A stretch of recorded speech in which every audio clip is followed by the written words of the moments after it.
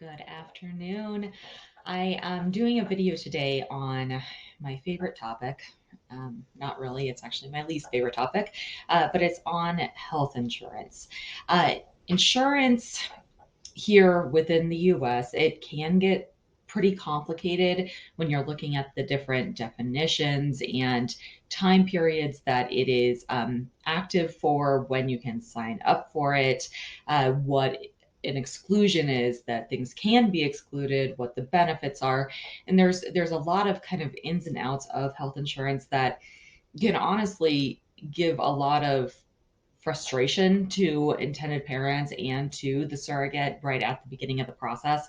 And so I find that if I can explain some of the very basics of it from just a consumer myself, that sometimes it can help when we're then looking at the specifics of a plan that would work for your surrogate or for you, depending on if you are a surrogate or an intended parent tuning into this. So first, I'm going to go a little bit over what Compass is, who I am, just to give you a little bit of background. So Compass Family Journeys, we are an agency. We focus on surrogacy journeys as well as known egg donation journeys. I personally have been both an egg donor and a surrogate. I've now worked in this field professionally for about the last 5 years, and I got, I guess, into this space for my own infertility journey. So it's been a lot of years of learning and kind of being involved within the infertility community, which in turn led me down the road to surrogacy and egg donation. And I am the owner and the CEO of Compass, and I am not an insurance professional at all. So this video will probably sound a little funny at times because I'll be explaining it to you from, layman's terms, from the very, basic points of it, but I'm hoping that it does help. So why is this important? And again, I put on here the disclaimer is not my specialty at all. I am a huge fan of basically putting things into the hands of professionals on some of these different topics. However, I also know that before delving in and when you're first doing research, it can be helpful to just have a good overview and understand what the climate of health insurance looks like here in the U.S. So essentially, though, in order to avoid issues with insurance or with the policy that a surrogate may currently have, and with them maybe not denying the coverage and such, we need to make sure that all parties understand how insurance works and what the timeline looks like and why it matters if we find exclusions or not within these policies. So there are a few times where a new policy is going to be needed for a surrogate. The first one is pretty basic if your candidate doesn't have insurance. This doesn't happen very frequently for the most part, especially with the marketplace policies. We'll find that people do already come to us with an insurance policy in place. But there are sometimes maybe she just moved, or she's, she maybe used to have an employer policy and changed direction, or they changed employers, whatever the case may be. Sometimes that can mean that there's just a little bit of a gap there, and so she doesn't have coverage. The next is if your surrogate candidate has an exclusion, which is the least favorite word within this. But essentially what we're looking for is, will her policy that she has, her health insurance policy, will it cover a surrogate pregnancy in the same manner that it would cover her own pregnancy?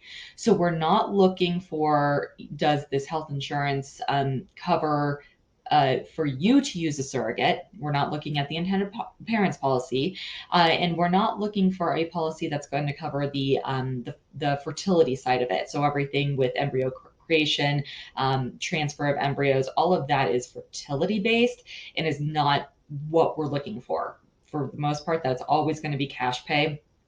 There aren't going to be very many insurance policies that will cover that. What we're trying to figure out is the actual pregnancy from the time that she's released from the fertility doctor and starts seeing the OB for her OB care. Will the policy work just like it would if she were pregnant with her own baby? Okay, so sometimes, and because insurance companies can do this, they say, no, we don't want to pay for a pregnancy for a non-dependent, for a baby that will not be going onto this policy. They just say, nope, we're not doing it. That is what an exclusion is. Other times they may have what we call liens, to where they're like, sure, go ahead and use it. We'll pay you out. Just like we would, we'll pay for these medical bills. But know that if we do, then when you're personally the surrogate, you are getting paid or you are getting compensated for this pregnancy. We have the right to come to you and ask for that money that we have paid out from those proceeds or from what you have been paid. So basically, they're saying we're going to take a portion of that compensation, which is why we call it a lien. Liens aren't always bad. That's a totally different topic that I'm not going to get into today because it's another confusing one. But for the most part, what we're looking for are those flat out exclusions, where if you started charging things to the insurance, they would come back denied and just be like, nope, we're not paying it. Or even worse, they do pay it, and then you find out a year plus later that they weren't supposed to pay it, and they go after the surrogate to pay those bills in full because they pull back those payments to your providers. That's what we're looking for. And the other instance that we may need is if documentation cannot be collected on the surrogate's current insurance policy, or if, let's say, it hasn't come out yet for the upcoming calendar year. In the first instance, it's not common, but I have run into a few policies where the booklets just don't exist. We cannot see in black and white what the policy is and is not covering. A lot of times those insurance companies, they have what's called like an internal document. So you call in, you have to ask questions on everything.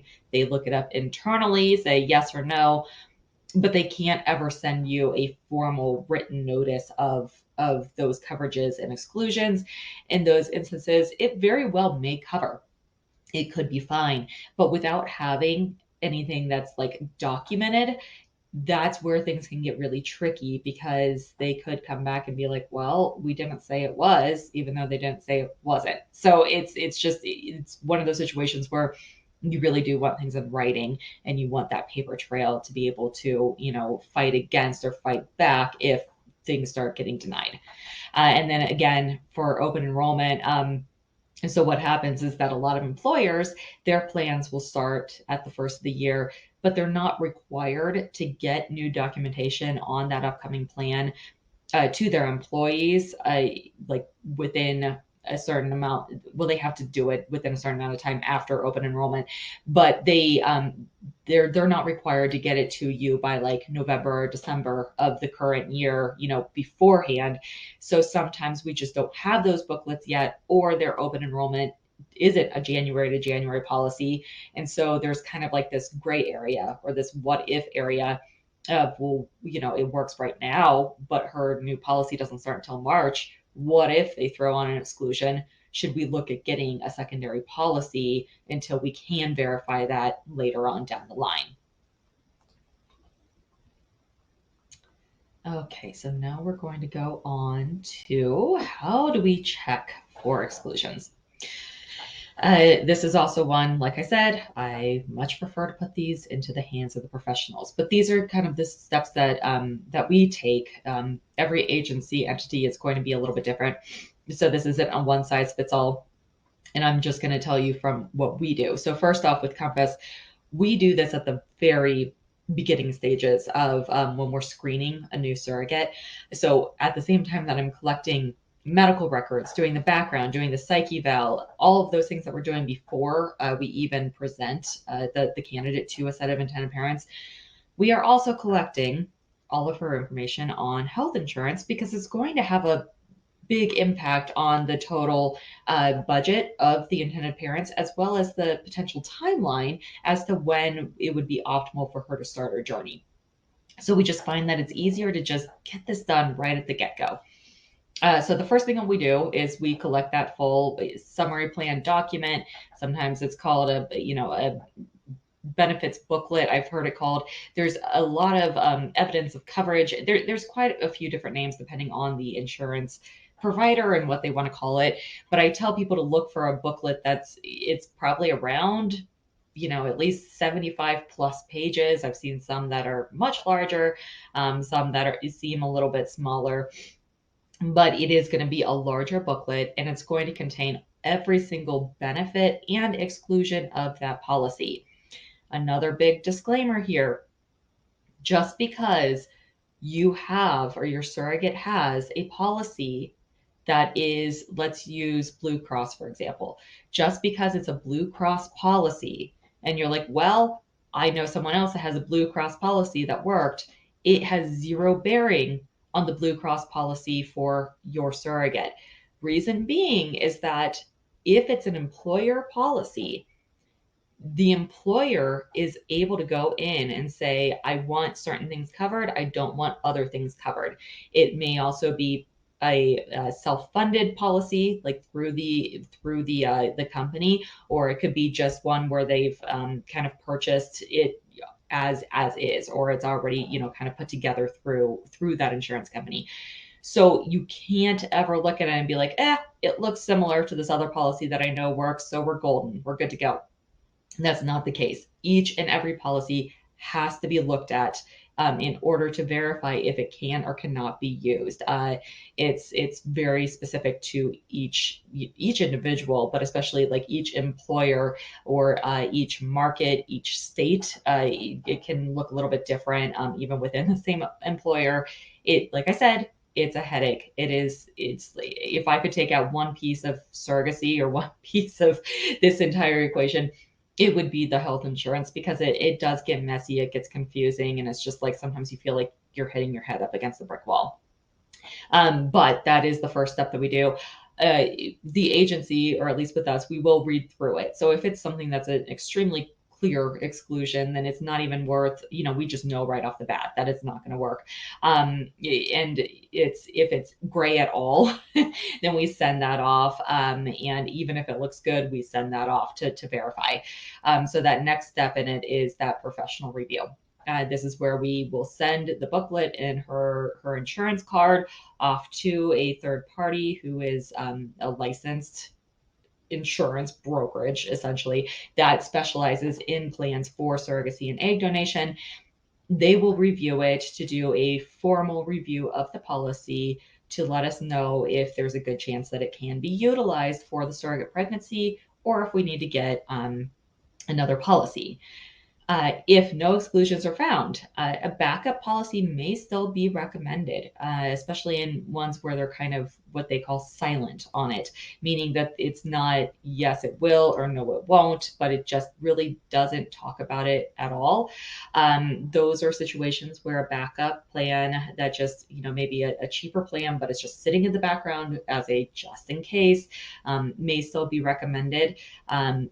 Just because it can never be, nobody, even the professionals, can't guarantee that coverage will be in place, because it's ever changing. It's like, even if with an employer policy, it might work, say, for 2023 that we're coming into, that doesn't mean that it's going to work for 2024. And well, what if you have a due date, that extends into the new year? It's always going to be a good idea to have a plan B in place, or know what direction to take in different instances based on your timeline. And then if exclusions are found, then a new policy will have to be purchased. Most of the time, a candidate isn't going to qualify for a special enrollment period, meaning that they can purchase it outside of what we call open enrollment. And so most of the time we do need to purchase these policies during the open enrollment period. This normally starts November and then will go on until the standard used to be about December 15th, but it can actually, I think this year it's extending into January for many states. Again, state specific. That's why it's really important to make sure you're nailing down all of this. But it is something that it is a fairly short window, anywhere from like 6 to 12 weeks, depending on the state. Okay, so then how do we choose a plan? So we know that, there's an exclusion. It stinks, but we've prepared for it. We know that that's the case. Now we need to pick a plan. I will also say here, because I do get this question a lot, how many people have plans that can be used versus can't be used? I don't have like a for sure number, but what I can say is that 5 years ago, it seemed like the majority of candidates that I was screening, they had plans that could be used. So we were probably in like the 70-ish% of women that had plans that could be used. Now it's less than half. And maybe, I mean, we could be looking more into like that 30 to 40% of plans that can be used. So it is now a cost that I do just kind of prep my intended parents that, chances are good that you will have to pay for another plan, and then be pleasantly surprised if her plan does not have an exclusion and we can roll forward with it as it is. So let's first go over some timeline numbers and then some basic insurance terms. So first off, open enrollment typically starts, and again, this can change year to year, it's ever changing, but it typically starts November 1st. The standard used to be until December 15th. It does go longer for the majority of states this year. You'll need to watch that year to year. Who needs the policy? The surrogate needs the policy. So this is another question that I get. Like, intended parents will ask, am I looking for a policy that I get that covers the surrogate? How does this work? No, the surrogate, the one that is going to be receiving care, that is the person that needs the policy. So that's why we're looking at her employer plan, or we are getting her a secondary policy. It is then the intended parent's responsibility to either pay those monthly premiums upfront if that is allowable, or to reimburse the surrogate for the premiums she has to pay on her own. And then those policies will all be based on the surrogate's location. So wherever she resides, that is where the plan will be purchased within that county. What are monthly premiums? So the monthly premiums, that is the amount that you are paying on a monthly basis just for the honor of having the policy. That's essentially what it does. It's basically what you're paying into the pot that they then utilize to pay out the medical bills for all the people that are insured within that branch. So that the monthly premiums, they're just there to guarantee that you've got that plan. They're not going towards your deductible, your out-of-pocket maximum. It is just a separate charge that you're paying just to have the policy. The deductible. This is another one that you'll hear a lot. So the deductible, and like I said, I'm not an insurance agent, so I probably will kind of mess some of these things up, but this is what my understanding, or how I explain it to intended parents. This is the amount of money that will need to be paid in full for the policy within that insurance calendar year prior to your insurance company paying anything towards your medical bills. Okay, so say you've got a doctor's appointment, the doctor, for ease, charges $100 for that. You are responsible to pay that full $100. Insurance is not kicking in anything until you have paid enough bills to get you up to the deductible amount per year that is on that policy. Oftentimes they will have what is called a negotiated rate. So I did put this in here too. The negotiated rate, that's essentially the amount of money that the insurance company has agreed to pay the provider, or for the service, for that service that was rendered. So say that a doctor, again, charges $100. And the insurance company goes, no, I think that's too much. We're not going to have our people that are insured with our plan pay $100. We feel like this service, we should pay you $80 for it. If the doctor, deems that to be acceptable, or sometimes they have to go with the negotiated rate, then they will negotiate down the cost of that procedure based on what they have predetermined with the insurance company. So then you are billed, as the patient, the $80, which is still considered paying that service in full, but you're paying it based on a rate the insurance has already kind of cut down for you. The reason why I point this out, or why it's so expensive, is because sometimes I'll have intended parents ask me, hey, can't we negotiate down these bills anymore. Like, why am I having to pay X amount of money for this?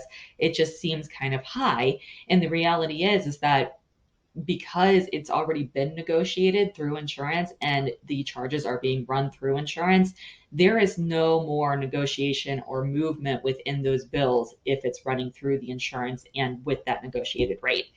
If they say it's $80, it's $80. There's nothing else we can do. Now, that's not the same if we're dealing with situations where there isn't insurance and maybe it's like a cash pay situation. Again, not going to get into that here, but that's where there might be some flexibility or some additional discounts. But on things that are being run through insurance, the cost that they're charging, that is the cost of the service. Coinsurance. Coinsurance is essentially just the percentage of the bill that you are responsible for as the patient versus what the insurance company is responsible for. The coinsurance typically does not come into play until that deductible has been met. Okay, so you got to pay that full deductible. Then you'll pay a certain percentage of the medical bills up until what we call the out-of-pocket maximum. This is the number that we focus on the most because we know that the bills do climb in cost for a birth. So it just kind of makes sense to focus our numbers based on, we may end up paying this full out-of-pocket maximum. What that is the maximum amount that you will pay for in-network covered services. That's important, has to be in-network covered services per year, so per calendar insurance year, for medical services that you receive. So basically, if you're going to covered, in-network covered providers and places, everything that you are billed for will go towards that out-of-pocket maximum. And then once you reach that out-of-pocket maximum, then you are basically billed at $0 for the remainder of the year for any additional medical services that you get. So I'm going to run through a few examples here just to kind of give you an idea as to what those terms now mean if we're actually looking at like dollar amounts or figures. So I've got two plans here. Okay. And I'm not going to put up any sort of like what these plans are, whatever. For this particular one, what I did with the cost and everything, it's a plan.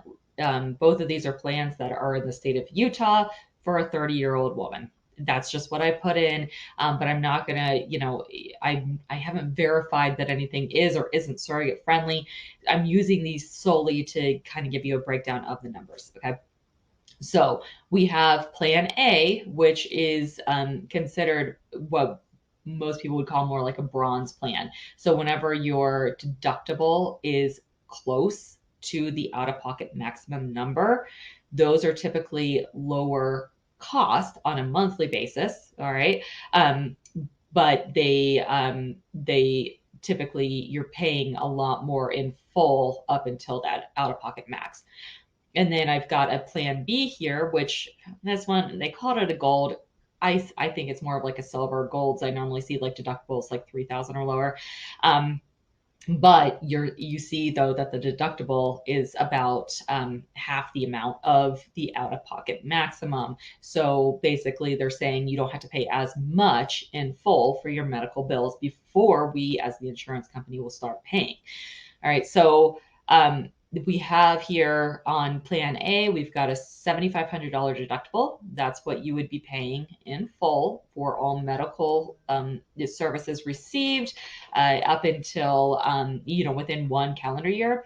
Once you've met that, you then have to pay coinsurance for services. So on this, I just took the emergency room care one because it was easy to screenshot. But we've got a 50% coinsurance. So that means that after you've paid $7,500 in that year, you will pay half of the bills up until you get to the point of your out-of-pocket maximum of $9,000. All right. In order to have this policy, you would be paying $392.60 per month to hold on to this policy. Again, that monthly premium does not go towards your deductible or out-of-pocket maximum. So it's just going to be an additional. The other example here, we've got a deductible of $4,200. So that means you're paying all of the bills in full for a total of $4,200. At that point, you, for emergency room care, which is what I did for the example, you would be paying 40% of the bills as the insured. You'll pay 40%. The insurance will pay 60% up until your out-of-pocket maximum of $9,100. In order to have this plan, you've got a monthly premium of $497.93 per month. All right, so we're basically looking at a difference of $100 per month between the two plans to have a lower deductible. So how much will I pay? Well, that's a good question. So what I do for a very kind of good overview that keeps it so that we're comparing apples to apples is I look at it based on 12 months of coverage, okay? So what I'm doing is saying, all right, well, if we need to pay for insurance for all of 2023 and a baby is born in 2023, so all of her care is in 2023, how much would I be paying for plan A versus for plan B? All right, so in this case, for plan A, 12 months of premiums, we're looking at a little bit over $4,700. Okay, you then pay your deductible of $7,500 in full for that year. After that, you'll be paying 50% of the bills after that $7,500 up until you get to $9,000 for your medical costs or your medical bills. So if you have plan A and everything happens in that 1 year, then the most or what you would be paying for this policy or for health insurance for her would be $13,711.20. All right. Now we're going to look at plan B. 12 months of premium payments on this is almost $6,000, $59.75 and 16 cents. We have a deductible amount on this one of $4,200. We then have a coinsurance of 40%, so you'd be paying 40% of the bills after that $4,200 up until a maximum of $9,100. Again, since I'm comparing apples to apples, what I'm doing is I'm going to look at the total, that out-of-pocket max. I'm going to look at what the maximum is if everything falls into 1 year that you'll be paying. So I'm going to take that out-of-pocket max on both of them, add in the 12 months of premiums. So then we're looking at that total of $13,711.20 on plan A versus $15,075.16 on plan B. So then the question comes, why would we pick plan B? I mean, if you're looking at the numbers, you're saving money by going with plan A.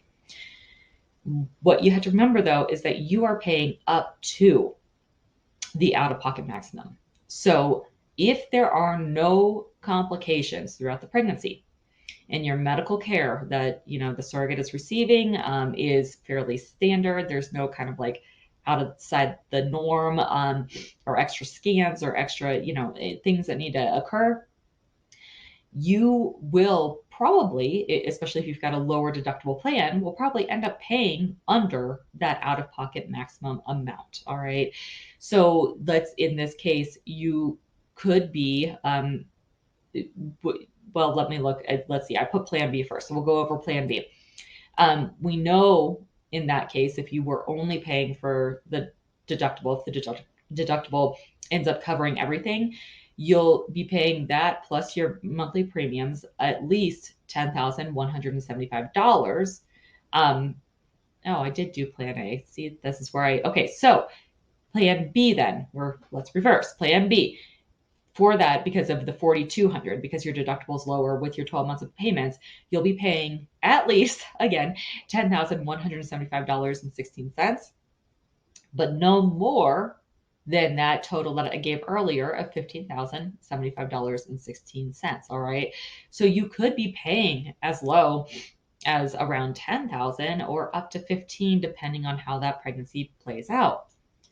For plan A, we know that if we add up that deductible and those out-of-pocket or those monthly premiums and the deductible, that you'll be spending at least $12,211.20, but no more than $13,711.20.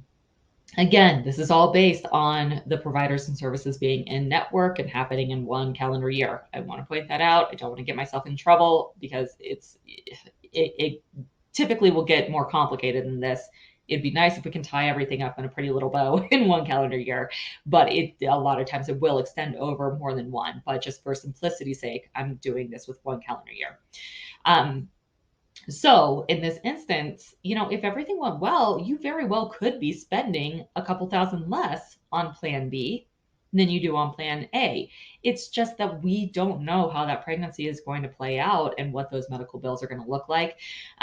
So a lot of times, people may be a little bit more risk adverse and just say, you know what, let's just go with plan A because it's more of a for sure number for me versus plan B where I could save, but I could end up paying more. Okay, so would you like to be confused now? If you're not already, which you probably already are, but I'm going to throw one more thing at you, which is what I mentioned before. What if things don't all happen in one calendar year? So this is always the very first what if question that I get, when I'm giving people kind of the breakdown of costs. So I'm going to point out two things that are important with this. First, here in the US, again, healthcare, we do things differently than maybe in some of the other areas. And especially with pregnancy, it just seems to be different in general from maybe like what other services that are rendered in the healthcare, sphere is billed or how it's billed. So the first thing that I'll talk about are global billing fees.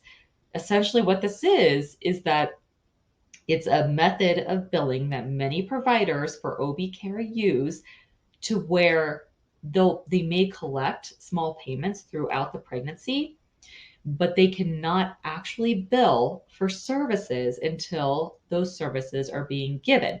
And what you're paying for, most of what you're paying for when you're paying an OB, is for their services at the time of birth. Okay, you're paying for them to be there and to deliver that baby. Yes, you are also paying for all of your OB care leading up to that, but that's why they have what they call a global billing fee, basically an amount that you're going to be paying for your care throughout the entire pregnancy and through labor and delivery. All right. But because it is illegal to charge for medical services before you actually receive the medical services, they can take payments and hold them in-house, but they can't actually bill to your insurance until those services have been rendered, until you've received those medical services. They are not billing your insurance until the time of birth. Why this is important is that you may have some smaller bills, for like lab work, for ultrasounds and such, but everything else for your OB care and labor and delivery is going to be part of that global billing fee, or that global delivery fee, depending on what they call it.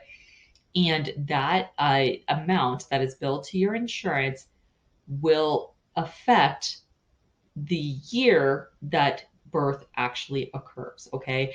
So say that you started a policy for January 2023. It takes like 2 transfers for her to get pregnant. So she's not getting pregnant until, let's say, like around July of the year. That then pushes her due date into 2024. Okay. So that's kind of, so you're having to pay these premiums all for 2023. Premiums then start over for 2024 for that policy. The good news, however, is that in a complication-free pregnancy, which I pointed out on the other part of the slide, there's not going to be a lot that is actually sent to your insurance to pay for medically for OB care until the time of birth. All right. So yes, you are paying all of those monthly premium charges for 2023 in this case. And you're paying those every month. You've got, that 4,900 or that 5,700, however much that is for the year. And those payments are going to then continue into 2024. You'll also probably have, some things for maybe some genetic screening, her lab work, her glucose test, anything that she's having to do where she has to be sent out to another provider, or she has lab work that's sent out. Those things you may have a few hundred, maybe even 1,000 or so, for an anatomy scan, whatever that is, that would be billed in 2023. But your large chunk, that you are paying your doctor for labor and delivery, as well as all the hospital charges, which is the even greater chunk of medical costs, those will not occur until 2024. So I don't want people to automatically assume that if they're going from 2023 into 2024, that they're going to have to pay double of that out-of-pocket maximum. That it can happen, and I need people to be prepared for that if it does happen, but it's not common because the bulk of those costs are going to be charged out to insurance when delivery occurs. All right. Um, so it is something, if she did have, quite a few complications, maybe she had to be put on bed rest at the beginning due to, a complication, especially if it's hospital bed rest. Yes, in that case, then you're going to be paying, that full out-of-pocket maximum for both 2023 and 2024, as well as the extended amount of, monthly premium payments. But because in most instances with surrogacy, we're looking for women that that are at low risk, and if we're sticking with single embryo transfers, we're trying to keep things lower risk. And for the majority of these cases, it will be more on the complication-free side to help keep those costs down. All right. So I do like to point that out, that even if, we've got something to where it's over 2 years, it doesn't mean paying double. It just means that it will be more, with the bulk of it being paid in the year that birth is given. All right. So that's basically my not so quick overview, but it does kind of, round out why we're looking for exclusions, why it's important to look for exclusions, and then what the options are and how health insurance works, if you do need another plan. And the reality is, everything that I talked about with, deductibles and out-of-pocket max, even if it's an employer plan, so even if she can use it, you'll be saving on those monthly premiums. So that amount would go away, those what you're paying monthly. But chances are good that your other medical bills and how it works within like 1 calendar year versus 2, that's all going to be extremely similar, regardless of if it's an employer plan or if it's a plan that's purchased separately for her. So I want to thank you for tuning in and learning a little bit more about our complicated world of health insurance. My contact information is located there if you want to send me an email or a text, or check out the website. It's compassfamilyjourneys.com. I'm always more than happy to set up a consult or a video chat if you want me to go more into depth on health insurance or any other parts of the surrogacy or egg donation process. And I hope you have a great rest of your day here.